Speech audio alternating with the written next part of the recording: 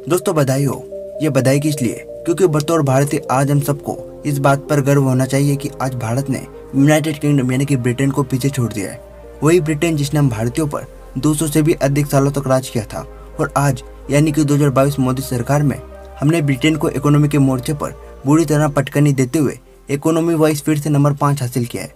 फिर से भले इसका क्या मतलब है? जी हाँ दोस्तों, फिर से यानी कि दोबारा हमने यूके की जीडीपी को ओवरटेक किया है। क्योंकि 2022 से नहीं बल्कि 2019 में ही हमने यूके की जीडीपी को ओवरटेक कर लिया था। लेकिन फिर कुछ महीनों बाद ही कोविड-19 महामारी आने पर लॉकडाउन के कारण भारत की अर्थव्यवस्था को भारी नुकसान हुआ था, जिससे हम दोबारा नंबर 5 से नंबर 6 पर आ गए। लेकिन हैरान कर देने वाली बात तो यह है कि 200 साल अंग्रेजों की हुकूमत का जवाब भारत ने महज 10 साल में ही दे दिया। क्योंकि भारत ने महज 10 सालों में ही इकोनॉमी में इतनी ऊंची छलांग लगाई कि आज उसे रोक पाना मुश्किल है। ऐसा हम इसलिए कह रहे हैं क्योंकि करीब एक दशक यानी कि 10 साल पहले भारत दुनिया में इकोनॉमी के मामले में 11वें स्थान पर था, और तब भी ब्रिटेन दुनिया की टॉप 5 इकोनॉमी में शुमार हुआ करता था। लेकिन अब समय ने फिर से करवट ली है। आज भारत केवल इकोनॉमी में ही नहीं बल्कि दुनिया की सबसे तेज विकसित देश चाइना, जापान और अमेरिका को भी पछाड़ते हुए नंबर 1 पर है। इसके अलावा भारत की मिलिट्री दुनिया की दूसरी सबसे बड़ी मिलिट्री है। Bharat defence budget, military power और जीडीपी ट्रिपल पी यानी कि परचेसिंग पावर पैरिटी में भी यूएस और चाइना के बाद तीसरा सबसे बड़ा देश है। लेकिन आज हम बात इकोनॉमी की करने वाले हैं कि इंडिया ने ये सब किया कैसे।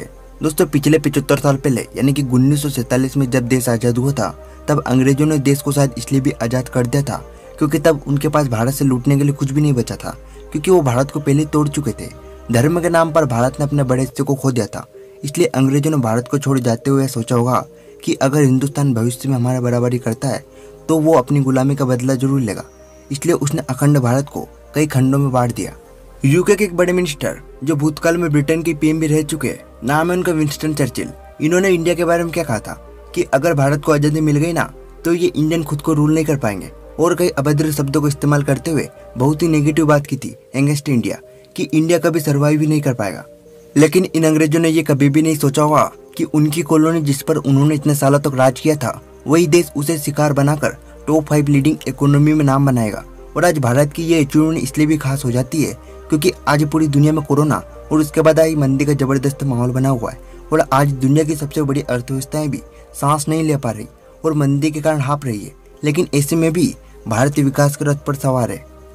और ये भी सबको पता है कि भारत ने अंग्रेजों और आज के चाइना और अमेरिका की तरह लूट कर या उनके रिसोर्सेज पर अपना कब्जा जमा कर विकास की स्पीड हासिल नहीं की है, बल्कि ये भारत की बेहतरीन किस्मत और मेहनत का फल है, जिसके दम पर उसने हर मील के पत्थर को पार किया है। चाहे आप इसे भारत के पिछले 10 सालों का काम कहे या कहे कि 1990 के दशक में भारत की इकोनॉमी को लेकर जो कदम उठाए थे ये उनका असर है।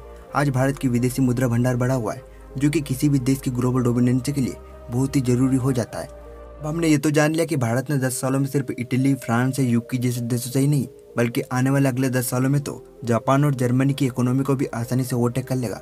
जी हाँ दोस्तों, क्योंकि 2023 से 2025 तक भारत की जीडीपी ग्रोथ रेट सिर्फ जापान या जर्मनी से ही नहीं बल्कि सुपर पावर अमेरिका और चाइना से भी ज्यादा होगी। खैर अभी 2 सालों की बात करें तो यूके के बाद अगला नंबर जर्मनी का है। जी हाँ दोस्तों, वही देश जिसके रिश्ते भारत से कुछ खास नहीं है, और कहीं ना कहीं जर्मनी का रवैया भी भारत के प्रति कुछ खास ठीक नहीं रहता। लेकिन इसी जर्मनी की सारी हकड़ी भारत आने वाले अगले 2 सालों में निकाल फेंकेगा, क्योंकि जर्मनी का नॉमिनल जीडीपी अभी के समय में 4.3 ट्रिलियन है। वही इंडिया का नॉमिनल जीडीपी करीब 3.7 ट्रिलियन है, जिसमें अभी भी तकरीबन $600 बिलियन तक अंतर है। लेकिन जर्मनी की जीडीपी ग्रोथ रेट करीब 3 से 4% है। वही उसके मुकाबले इंडिया का जीडीपी ग्रोथ रेट करीब 8 से 9% रहने का अनुमान है।